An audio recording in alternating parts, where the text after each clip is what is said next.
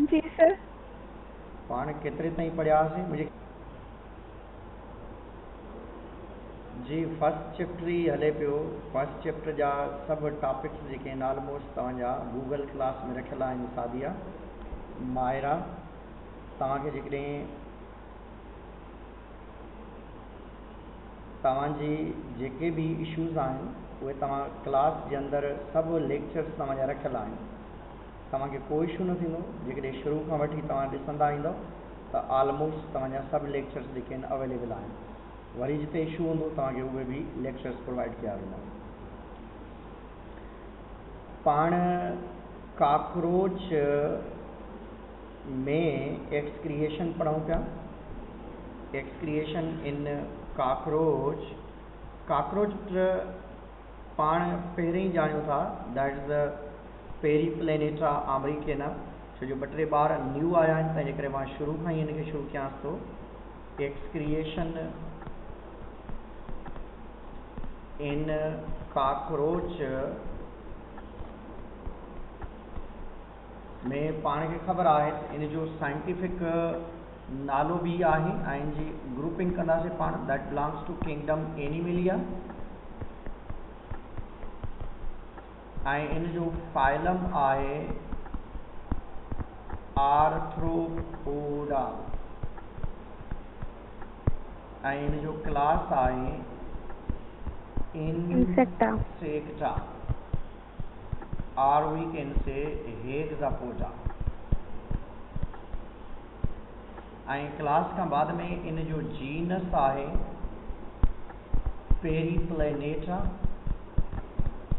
Periplaneta ऐं इन जी species आहे अमेरिकेना।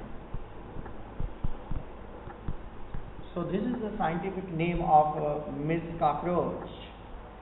ऐं हीअ असां वटि कॉमनली कॉकरोच जेके आहिनि असांजे घरनि में, वॉशरूम्स जे अंदरि, किचन में, डर्टी किचन्स स्पेशली जेके हूंदा आहिनि, जेके असां घरनि खे साफ़ न रखंदा आहियूं, उन जॻह ते ज़्यादातर हीअ असांखे मिलंदा आहिनि। ऐं हीअ कॉकरोच ख़तरनाक अथव। ख़तरनाक उन सेंस में त तव्हां असांखे चक न पाईंदा आहिनि। माना छोकिरियूं अजायूं हिन खां टिजंदियूं आहिनि त चक पाईंदो आहे अलाए छा, पर हिन मां घिन ईंदी आहे, गंदी बि आहे। छो जो गटर में हूंदो आहे, वॉशरूम्स जे अंदरि हूंदो आहे, तंहिंजे करे हिन मां स्मेल, गंदी स्मेल, अहिड़ी स्मेल हूंदी आहे त जंहिं को अस्थमा जो पेशेंट आहे, जंहिंखे रेस्पिरेटरी प्रॉब्लम आहे, साहके वारी कंडीशन आहे, उहा ज़्यादातर इन जी स्मेल मां थींदी आहे। त घर जे अंदरि जेकॾहिं घणियूं छींकूं थी अचनि या घर जे अंदरि जेको आहे रेस्पिरेटरी प्रॉब्लम ॿारनि खे घणो थो रहे, त उन जो मेन मतिलबु ज़्यादातर उन जो मतिलबु जेको आहे ही कॉकरोचिस जेके आहिनि उन जॻहनि ते अवेलेबल हूंदा आहिनि। हा ॿुधाए उरूसा छा पई चई? सॉरी वजिया जी बेटा। सर मां चयो मां तव्हांखे ॿुधायां त इहो कॉकरोच ॿियो किथे यूज़ कयो वेंदो आहे? हा ॿुधाए। मतिलबु कहिड़ा कम में? सर हिन में जेको मटीरियल हूंदो आहे न कॉकरोच में वाइट ई, उहो जेको हूंदो आहे बम वग़ैरह खे ठाहिण में यूज़ कयो वेंदो आहे। त जॾहिं बमनि में इहो यूज़ थींदो आहे, छाकाणि त इहो एतिरो नुक़सानकार हूंदो आहे, इन जे करे केतिरनि माण्हुनि जी डेथ बि थी सघे थी। ऐं इहो बम में मतिलबु ज़्यादातर यूज़ कयो वेंदो आहे। नॉर्मली असां चवंदा आहियूं त ही जिते बि स्मेल हिन जी हूंदी आहे त घर जे अंदरि स्पेशली कॉकरोच जे गंद मां, स्मेल मां रेस्पिरेटरी प्रॉब्लम्स थींदा आहिनि। पोइ इनखे तव्हां किथे बि यूज़ कयो, main problem will be the respiratory problem. पोइ इनखे बम में यूज़ कयोसि, घरनि में यूज़ कयोसि, या लोकली किथे बि ही अवेलेबल हुजे। त नॉर्मली असां चवंदा आहियूं त घर जे अंदरि सभ खां ख़तरनाक शइ ही कॉकरोच अथव, जंहिंखे असां इग्नोर करे रहिया हूंदा आहियूं। घर जे अंदरि ॿियूं सभु सफ़ाइयूं कंदा आहियूं, पर घर जे अंदरि कॉकरोच ख़तमु न आहिनि थींदा। तंहिंजे करे घर में कॉकरोच खे ख़तमु करण जे लाइ तव्हां स्पेशली स्प्रे कंदा कयो, या तेज़ाब हारींदा कयो, या अहिड़े क़िस्म जूं शयूं यूज़ कयो जंहिंजे करे कॉकरोच तव्हांजे घर में न थियनि। छो जो कॉकरोच जी स्मेल मां एस्थमिक पेशेंट ज़्यादातर दुश्वारी जो शिकार रहंदा आहिनि, साह जो प्रॉब्लम रहंदो आहे, साहके वारी कंडीशन जेका आहे आम जाम रहंदी आहे। ऐं उहे ई जनरली काकरोच जेको आहे नियर टू ह्यूमैनिटी या इंसान जे इर्द गिर्द या क़रीब रहे थो। त काकरोच जेकॾहिं पाण स्टडी कयूं त काकरोच एक्सक्रिएशन जे लिहाज़ सां जेकॾहिं पाण ॾिसंदासीं त एक्सक्रिएटरी स्ट्रक्चर जेका आहे काकरोच जी एक्सक्रिएटरी स्ट्रक्चर कहिड़ी हूंदी आहे, छा चवंदा आहियूं उनखे?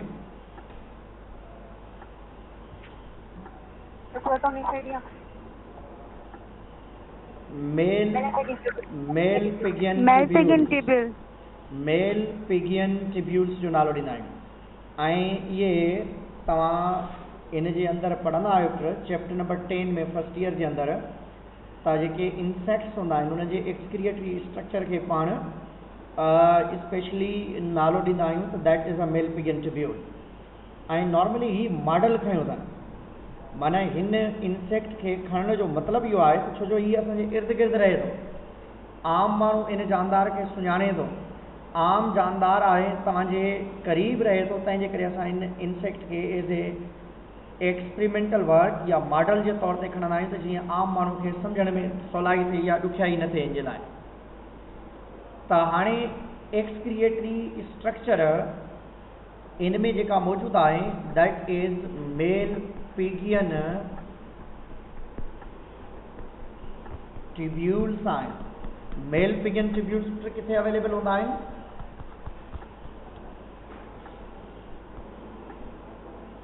मेल पिगियन ट्यूब्यूल्स में हूंदा आहिनि। किथे हूंदा आहिनि? आई थिंक सो मिड में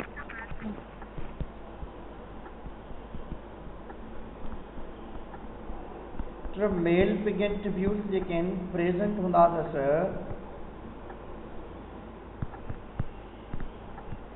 इन या at the junction of midgut and hindgut वारी जगह ते इन जी जिते मिडगट ऐं हाइंडगट हूंदो आहे छो जो इन जे डाइजेस्टिव सिस्टम जा टे पार्ट्स हूंदा आहिनि। First one is the foregut, middle one is the midgut and lower one is the hindgut. Midgut, foregut, midgut ऐं हाइंडगट टे पार्ट्स हूंदा आहिनि इन जा। हाणे मेल पिगियन ट्यूब्यूल्स जेके आहिनि इहे इन जे एक्सक्रिएटरी मटीरियल खे कलेक्ट कंदियूं आहिनि। एक्सक्रिएटरी मटीरियल में एक्सेस सब्सटेंसेस बि ईंदा आहिनि ऐं नाइट्रोजीनियस वेस्टेज बि ईंदा आहिनि। हाणे more common nitrogen waste, more common या ज़्यादा क्वांटिटी में जेको नाइट्रोजन वेस्ट इन्हनि जानदारनि जी बॉडी मां रिलीज़ थींदो आहे जंहिंजी मैक्सिमम क्वांटिटी हूंदी आहे that is the uric acid C5O3N4H4। This is known as a uric acid। Nitrogenous wastage में घणी जजी ज़्यादा क्वांटिटी जेका इन जी बॉडी मां यूरिक इन में अनडाइजेस्टेड फूड मटीरियल सां या एक्सक्रिएटरी प्रोडक्ट जी फॉर्म में रिलीज़ थींदी आहे उनखे पाण यूरिक एसिड चवंदा आहियूं। त इन करे यूरिकोटैलिक बि चइबो आहे इन्हनि खे। यूरिकोटैलिक बि जानदारनि जे लाइ यूज़ करे सघो था तव्हां। एक्सक्रिएशन जे लाइ एक्सक्रिएटरी स्ट्रक्चर जेका आहे मेल पिगियन ट्यूब्यूल्स ऐं प्रेजेंट आहे या मिडगट ऐं हाइंडगट वारे रीजन ते ऐं जेको मटीरियल रिलीज़ कनि था उनखे पाण चवनि था यूरिक एसिड। हाणे इन जा मेल पिगियन ट्यूब्यूल्स जेके आहिनि मेल पिगियन ट्यूब्यूल्स आर फ्रीली सस्पेंडेड। बाबा वजिया ॿुधाइनि त इन्हनि जी बॉडी जे अंदरि कहिड़े कलर ऐं कहिड़े क़िस्म जो फ्लूइड हूंदो आहे? बॉडी फ्लूइड खे पाण छा चवंदा आहियूं? वाइट कलर जो हूंदो आहे, हीमोलिम्फ जो। हीमोलिम्फ हूंदो आहे, वेरी गुड। छा चवंदा आहियूं उन जे लाइ? हीमोलिम्फ जो वर्ड यूज़ कंदा आहियूं। वाइट कलर, पर वाइट बिल्कुलु वाइट न हूंदो आहे, माना ईअं न खीर वारी कार हुजे। वाइट असां जनरली परसेप्शन ॾींदा आहियूं इन जो बॉडी फ्लूइड हूंदो आहे उहो ट्रांसपेरेंट हूंदो आहे, वाइटिश वाटरी सबस्टेंस हूंदो आहे। पाण चवंदा वाइट कलर ई आहियूं, पर असल में ईअं न आहे त हूअ इन खीर वारी कार हुजे या मिल्क वारी कार वाइट हुजे, पर इन जे लाइ असां चवंदा आहियूं त ट्रांसपेरेंट वाइटिश कलर चइबो आहे। मेल pigeon tubules are freely suspended in body fluid known as hemolymph चइबो आहे। हेमोलिम्फ में नॉर्मली हेमोग्लोबिन न हूंदी आहे, तंहिंजे करे इन जो रेड कलर न हूंदो आहे। Haemolymph do not possess hemoglobin, and in जो whitish or we can say transparent colour हूंदो आहे। इंट्रेस हेमोलिम्फ जे अंदरि तमामु जेके एक्सक्रिएटरी मटीरियल्स हूंदा आहिनि, जेके भी एक्सक्रिएटरी मटीरियल्स हूंदा आहिनि हेमोलिम्फ जे अंदरि, उन्हनि खे ही कलेक्ट कंदो आहे। माना ही फ्रीली सस्पेंडेड हूंदियूं आहिनि, इन जूं ट्यूब्स जेके आहिनि ऐं मटीरियल्स खे कलेक्ट कंदियूं आहिनि, त तमामु एक्सक्रिएटरी मटीरियल्स जेके उन जे अंदरि सस्पेंड आहिनि। हाणे इन जी बॉडी खे जेकॾहिं पाण ॾिसूं, इन जे डाइजेस्टिव सिस्टम खे पाण खोलींदासीं। इन जे डाइजेस्टिव सिस्टम खे जेकॾहिं तव्हां ॾिसंदो त this is a digestive system for example.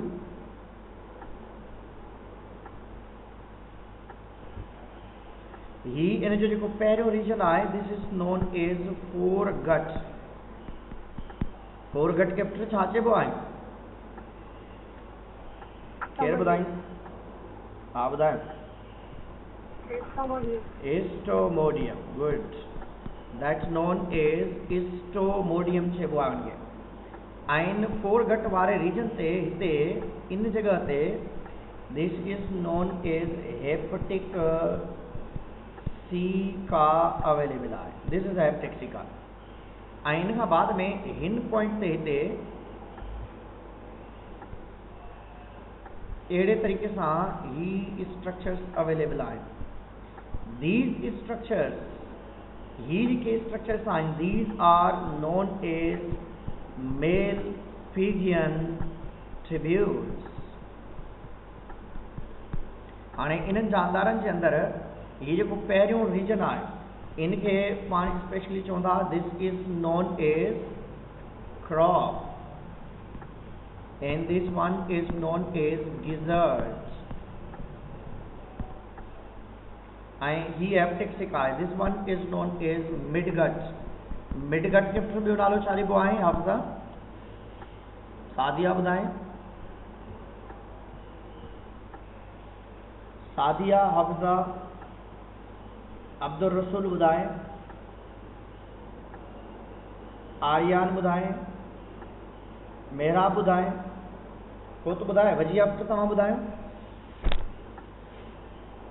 Wajiha,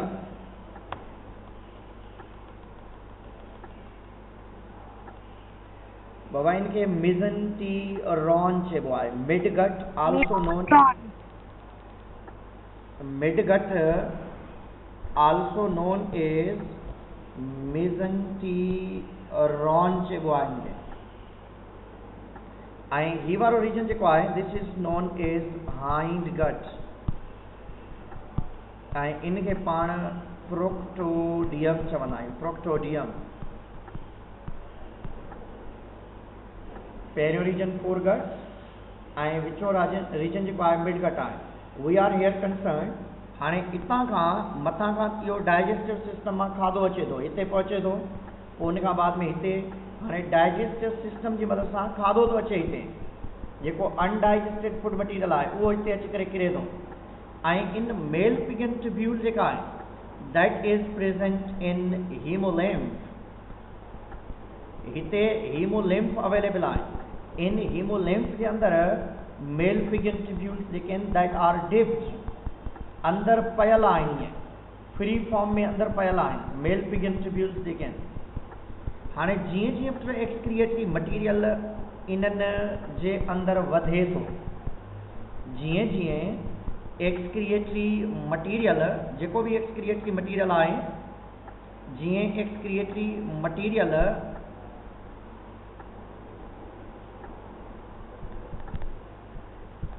केॾां वई फिगर,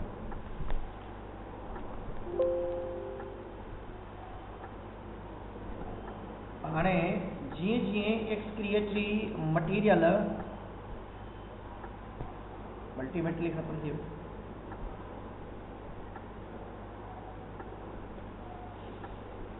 जीअं जीअं एक्सक्रिएटरी मटीरियल फिगर ख़तम थी वई, अलाए छो।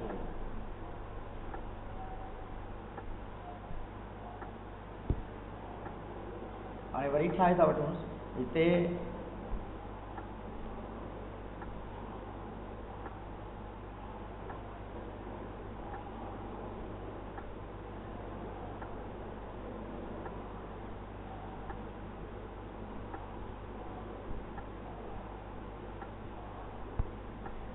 हाणे हिते मेल पिगन ट्रिब्यूट्स की अवेलेबिलिटी आहे, इन पॉइंट ते ऐं हिते ही स्ट्रक्चर आहे।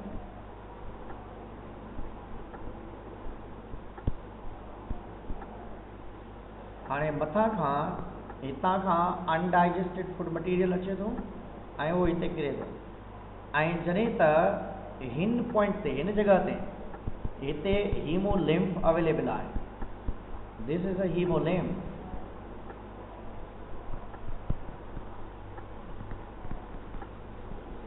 दिस इज़ अ हीमोलिम्फ जी अवेलेबिलिटी आहे।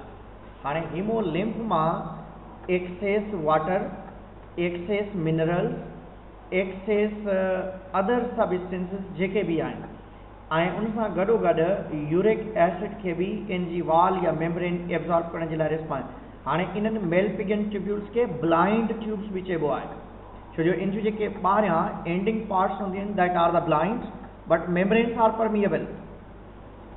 हाणे छा थो कनि, हीअ मेल पिगन ट्यूब्यूल्स जेके आहिनि हितां खां एक्सक्रिएटरी मटीरियल खे कलेक्ट कंदियूं। हाणे तमामु एक्सक्रिएटरी मटीरियल जेके आहिनि इन मेल पिगन ट्यूब्यूल्स जे अंदरि थो वञे, हाणे इन मां थींदो करे हिते अची करे पहुचे थो। हाणे हिते अनडाइजेस्टेड फूड बि मौजूदु आहे, अनडाइजेस्टेड फूड बि मौजूदु आहे ऐं एक्सक्रिएटरी फूड भी अवेलेबल आहे, सॉरी एक्सक्रिएटरी मटीरियल भी अवेलेबल आहे। हाणे तव्हां लिखी सघो था मेल पिगन ट्यूब्यूल्स जेके आहिनि, tubules can absorb all excess substances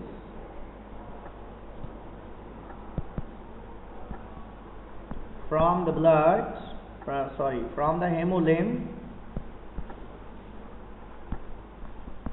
and put into digestive system। Mail pigeon tubules जेके आहिनि ब्लड मां, इन जी ब्लड खे पाण हीमोलिम्फ चवंदा, तमामु एक्सक्रिएटरी मटीरियल खे एब्जॉर्ब करे करे कंहिं में पुट थी करे इन जे हाइंड गट जे अंदरि, छो जो पाण पढ़ी आयासीं this one is known as a hind gut. हाणे हाइंड गट में हितां खां अनडाइजेस्टेड मटीरियल डाइजेस्टिव सिस्टम मां अचे थो ऐं मेल पिगन ट्यूब्यूल्स जी मदद सां एक्सेस सबस्टेंसेस अचनि था। हाणे इहे तमामु सबस्टेंसेस जेके आहिनि उहे रेक्टम वारी जगह ते जमा थियनि था। हाणे दोबारा हिते यादि रखंदो, अगेन वाटर मिनरल्स कैन री एब्जॉर्ब इनटू द ब्लड या हीमोलिम्फ एक्सेप्ट यूरिक एसिड। कहिड़ी शयूं? मेल पिगन ट्यूब्यूल्स जेके आहिनि, मेल पिगन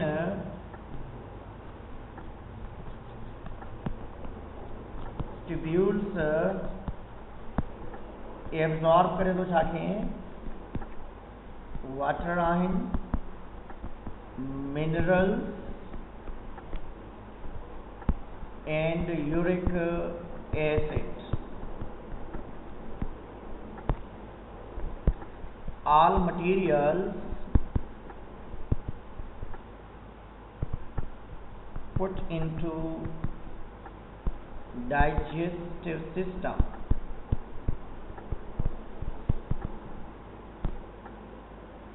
all other materials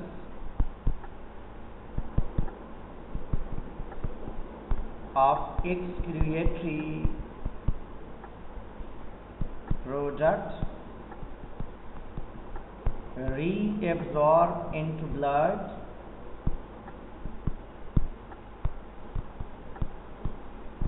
जैसे पाण हीमोलिम्फ चवंदा except uric acid तमाम शयूं जेके आहिनि दोबारा बॉडी जे अंदर रीएब्सॉर्ब थी सघनि थियूं एक रेक्टम वारी जगह ते हाणे दोबारा ॾिसी वेंदो त इन जगह ते असां वटि किंगडम एनिमिलिया है इंजो फाइलम आर्थ्रोपोडा है क्लास इंसेक्टा हेक्सापोडा जीनस है पेरिप्लेनेटा जी स्पीशीज है americana so scientific name of cockroach is periplaneta americana ये आम असांजे घर के अंदर कॉकरोच मिलंदी आहे जेका वञो excretion by the help of mail pigeon tubules कंदा मेल पिगन ट्यूब्यूल्स जेके आहिनि मिड गट ऐं हाइंड गट जी जिते जोड़ आहे जंक्शन आहे उते अवेलेबल हूंदो आहे ही मोर कॉमन अथव जेके मटीरियल्स ही एब्जॉर्ब कंदा आहिनि उहे यूरिक एसिड आहिनि C5O3N4H4 जंहिंखे पाण नालो ॾींदा आहियूं हाणे मेल pigeon tubules are freely suspended in fluid हूंदियूं आहिनि जंहिंखे पाण हीमोलिम्फ चवंदा आहियूं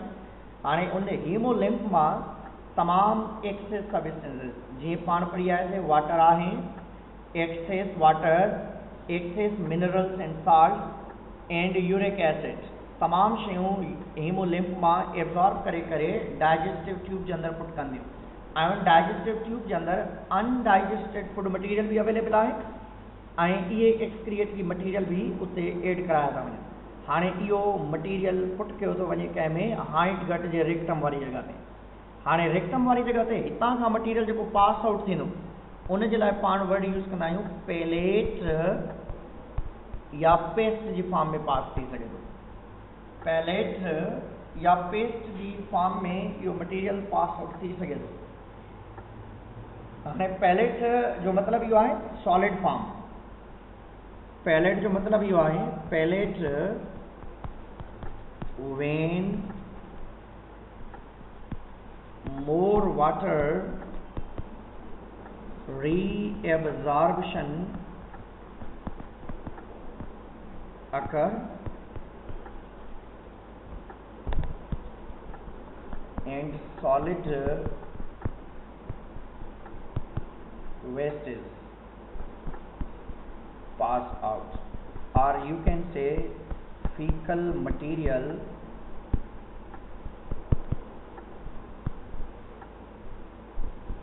pass out in solid ball like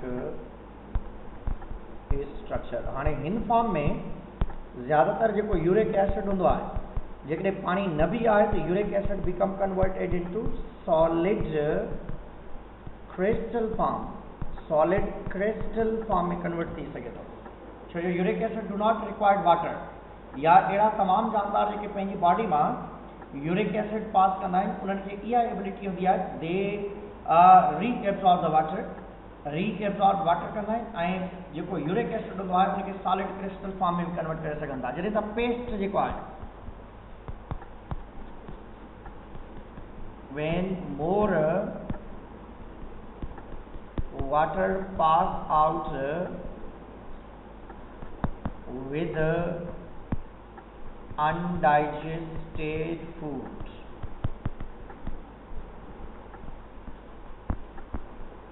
in semi-solid form या उनके चइबो थो कोलाइडल सबस्टेंस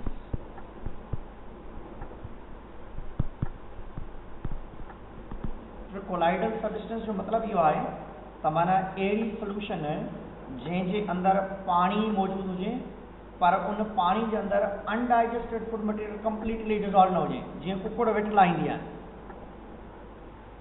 या पखी जीअं विठला ईंदा आहिनि, कॾहिं कॾहिं उहे सॉलिड फॉर्म में कढंदा आहिनि ऐं कॾहिं उहे सेमी सॉलिड फॉर्म में या त लिगो जेको आहे पाणी हूंदो आहे उन सां गॾु अनडाइजेस्टेड फूड मटीरियल बि हूंदो आहे।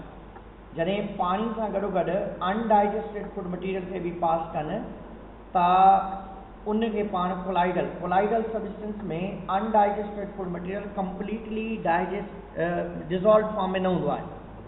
कोलाइडल सब्सटेंस में अनडाइजेस्टेड फूड मटीरियल पाणी जे अंदरि कंप्लीटली डिज़ोल्व फॉर्म में न हूंदो आहे। पेस्ट जो मतिलबु आहे when more water pass out with undigested food in semi solid और colloidal substance form.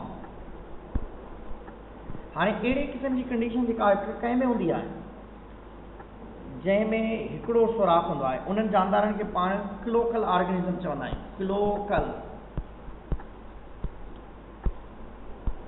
Cloacal organism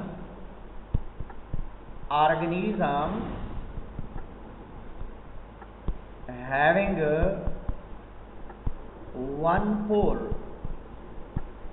माना अहिड़ा जानदार जंहिंखे हिकिड़ो सुराख हुजे टिनि कमनि जे लाइ। अहिड़ा जानदार जंहिंखे हिकिड़ो सुराख हुजे टिनि कमनि जे लाइ, एक्सक्रिएशन बि उतां कनि, रिप्रोडक्शन बि उतां ई कनि, अनडाइजेस्टेड फूड मटीरियल खे उतां ई पास कनि, उनखे क्लोका चइबो अथव।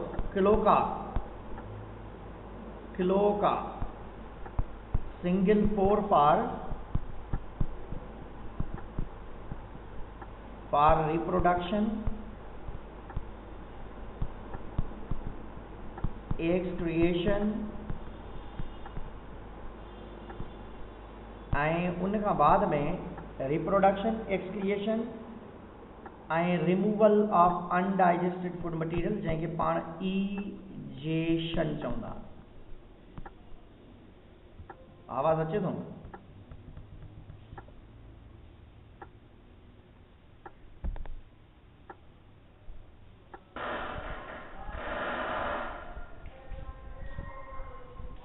जी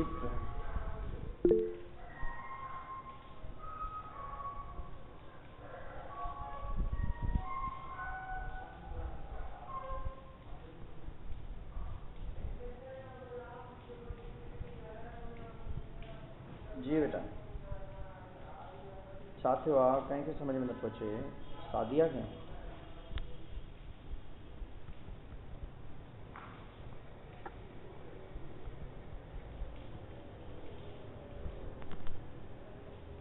जी बाबा, सादिया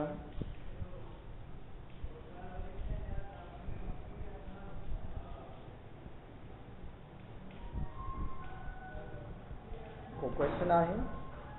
हाणे दोबारा सम्झी वेंदो, दोबारा हिनखे कॉकरोच किंगडम एनिमलिया सां तालुक़ थी रखे। आर्थ्रोपोडा इन जो फाइलम आहे, क्लास इंसेक्टा अथसि ऐं जीनस इन जो हेक्सापोडा आहे।